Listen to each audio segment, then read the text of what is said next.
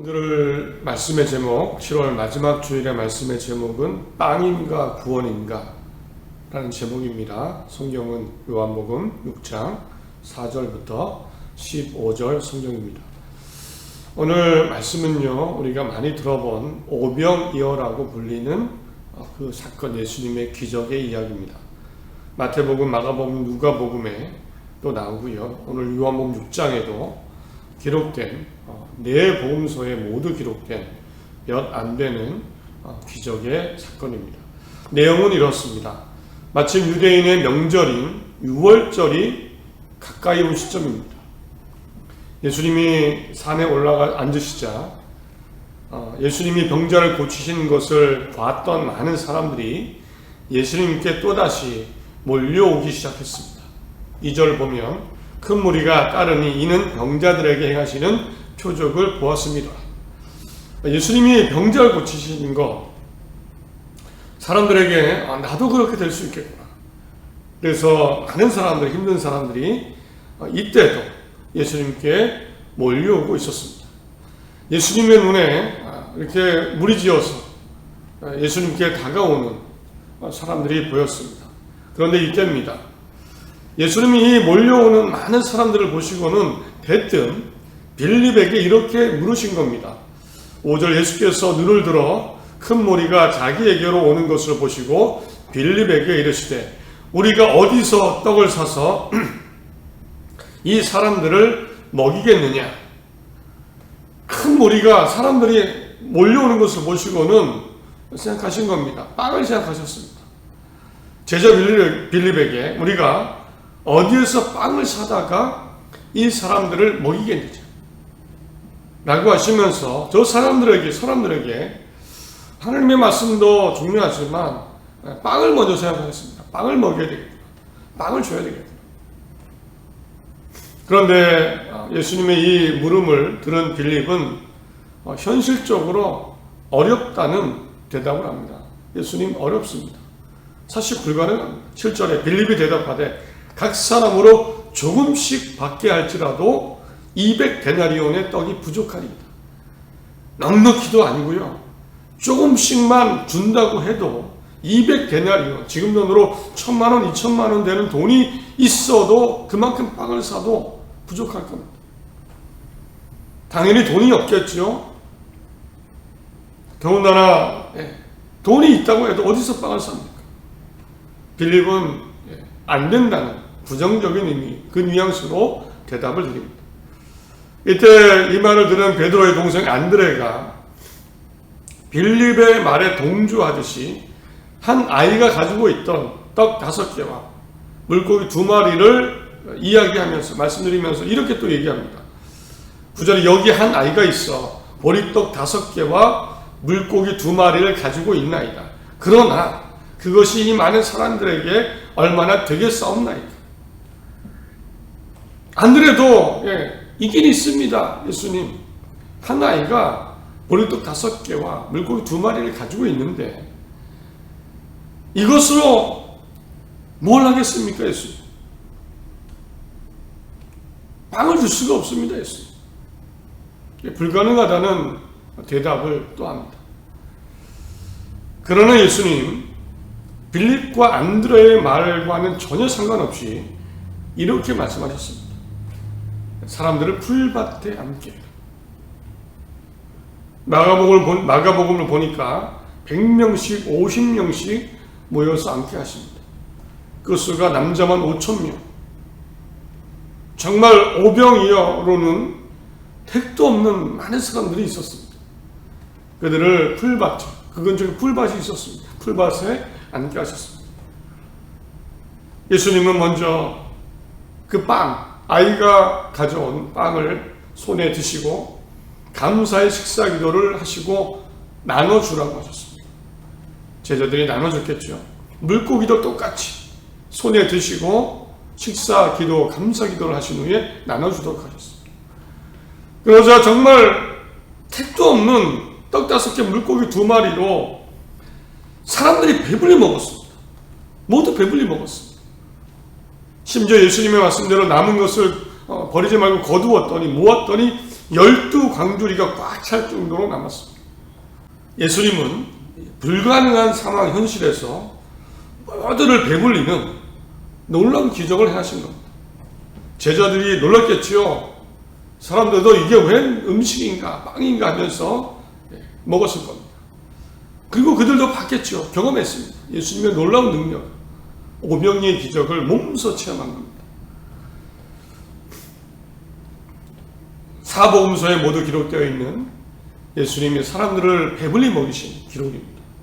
오늘 이 요한복음 6장의 오병이어의 기적에서 눈에 띄는 두 가지 사실을 생각해 보면서 우리의 믿음을 생각해 보겠습니다. 먼저 첫 번째로는요, 사실 예수님은 이 오병이어의 기적을 이미 처음부터 계획하고 계셨다는 사실입니다. 이미 처음부터 그 무리를 보자마자 5절에 예수님이 마치 아무것도 모르시는 것처럼 빌립에게 우리가 어디서 떡을 사다가 이 사람들을 먹이겠느냐라고 물으시지만, 그러나 사실 예수님은 이미 이때 이 무릎을 하실 때 이미 사람들을 보았을 때 사람들을 먹여야 되겠다, 이 생각을 하고 계셨습니다. 이것은 6절이 알려줍니다. 이렇게 말씀하시면 친히 어떻게 하실지를 아시고 빌립을 시험하고자 하십니다. 예수께서는 빌립을 시험해 보시려고 이렇게 말씀하신 것이다.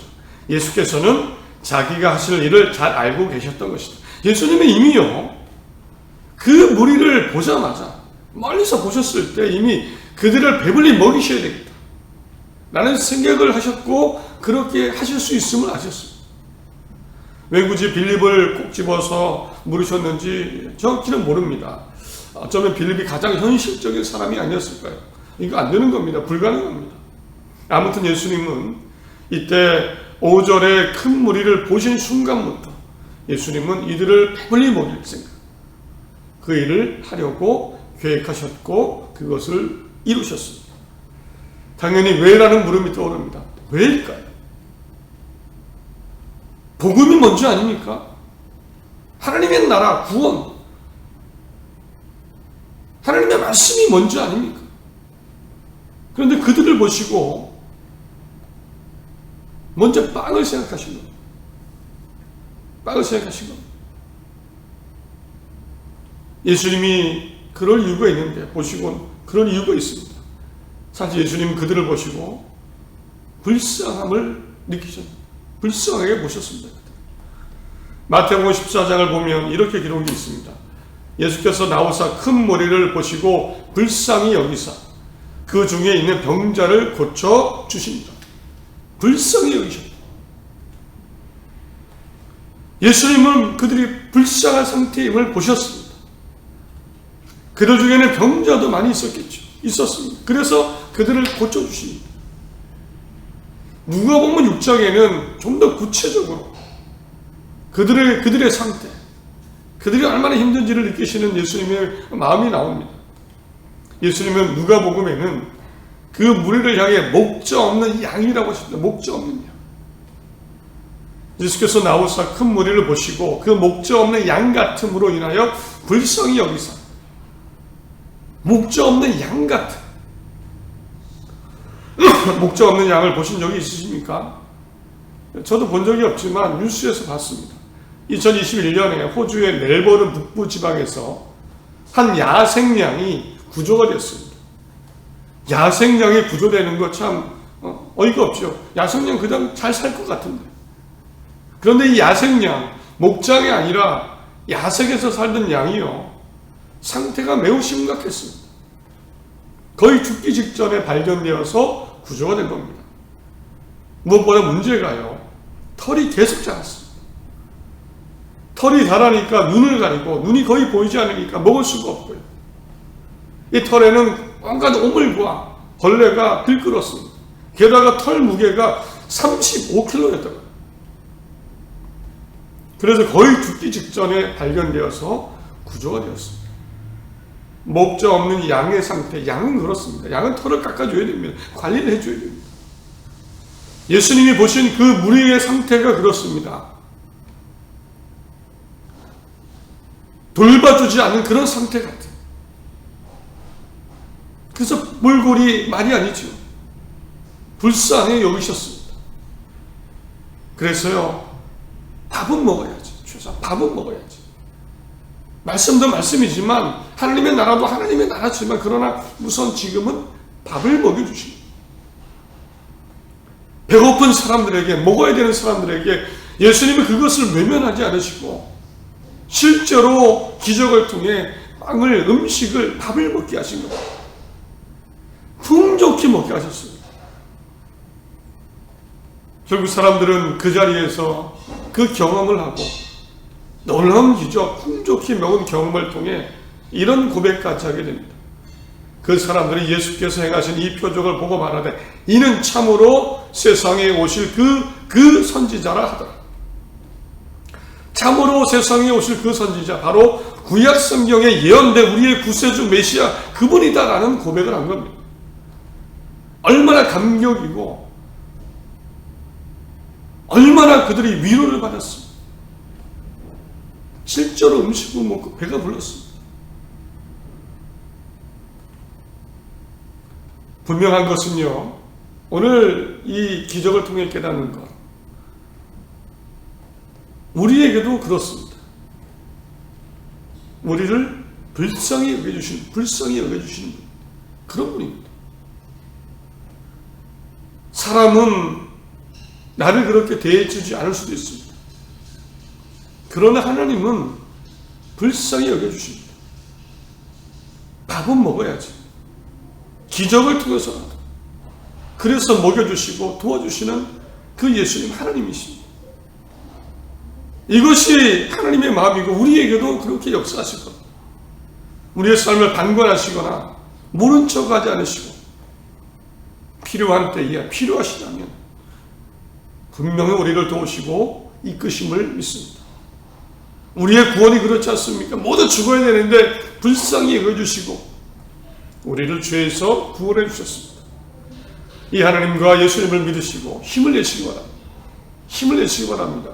위로를 얻으시고요, 힘을 내시고 용기를 내시고 믿음 안에 나아가는 모두가 되시기 바랍니다. 나를 불쌍히 여겨주시고 그래서 도우시는 분이시다. 희망 속에 사는 모두가 되시길 바랍니다.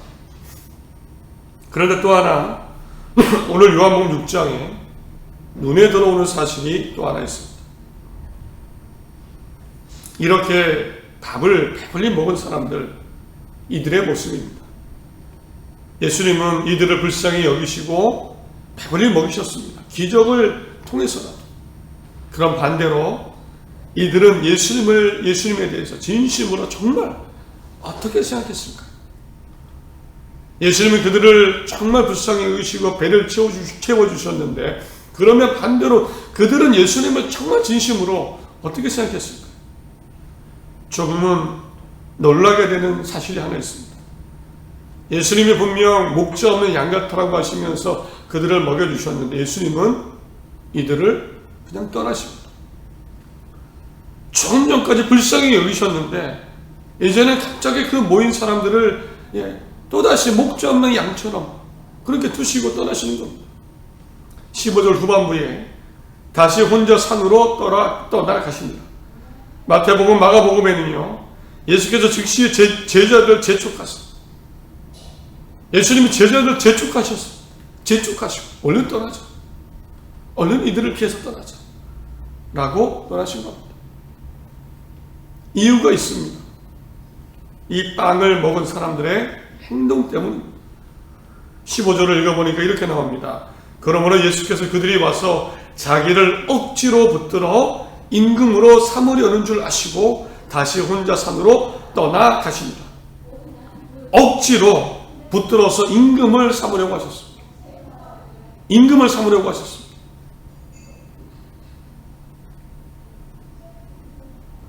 한편으로는 이런 생각도 들지요. 아무리 그래도 목자 없는 양처럼 그런 사람들인데 너무 매정하신 거 아닌가? 예수님 조금 받아주시지. 얼마나 세상에 치이고 사람들에게 치이고 그렇게 현실에 진불렸는데 오죽하면 당장 예수님을 왕으로 삼으려고 했을까? 라고 생각해 주시고 좀 받아주시지, 참아주시지.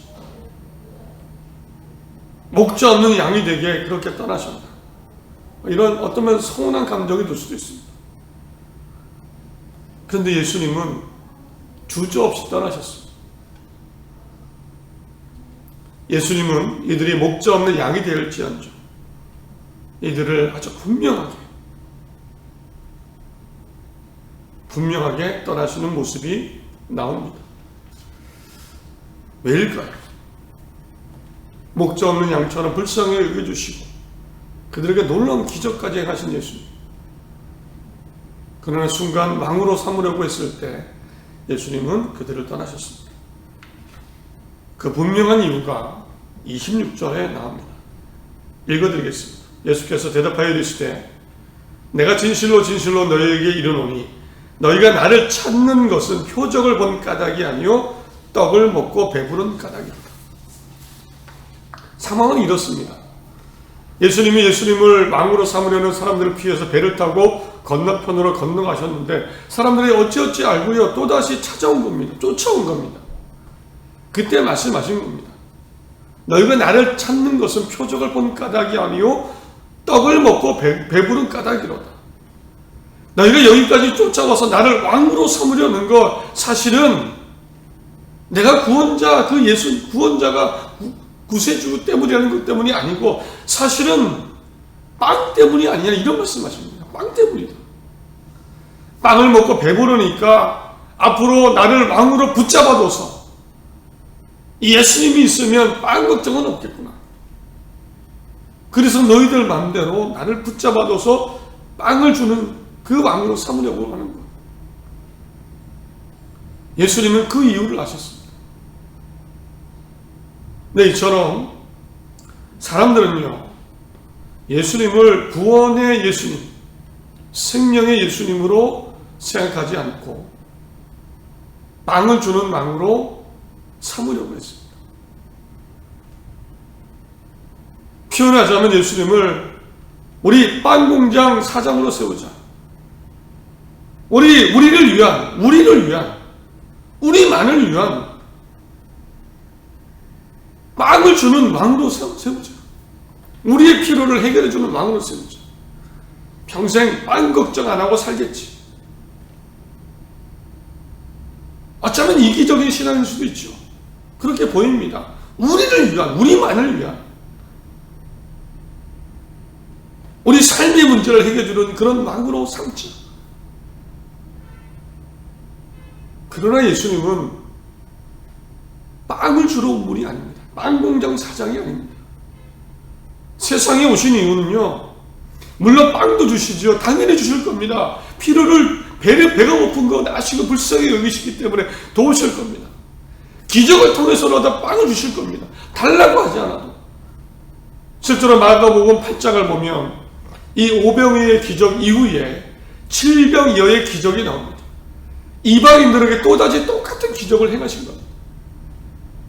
필요하면 구하지 않아도 빵을 주십니다. 그러나 예수님은 빵을 위해 오신 게 아닙니다. 빵이 아니라 구원과 생명이죠. 하나님의 나라입니다. 그러므로 예수님의 그 빵을 먹은 사람들은 생각해야 됩니다. 빵 생각하지 말고 생명, 하나님의 나라, 하나님의 일을 생각해야 됩니다. 이것이 순서입니다. 이것이 순리입니다. 27절에 말씀하셨죠. 썩을 양식을 위하여 일하지 말고 영생하도록 있는 양식을 위하여. 이 양식은 인자가 너에게 주리니 인자는 아버지 하나님께서 인치신 자니라. 썩을 양식을 위해서 일하지 마라. 썩을 양식은 내가 줄 거다. 당연히 줄 거다. 대신 영생하는 양식을 위하여 살아라. 생명과 구원을 위해 살아라. 썩을 양식을 먹은 사람들, 그거 위에 나를 믿지 마라. 이 말씀하신 겁니다. 정말 생각하는 건강한 믿음은 영생하도록 있는 양식.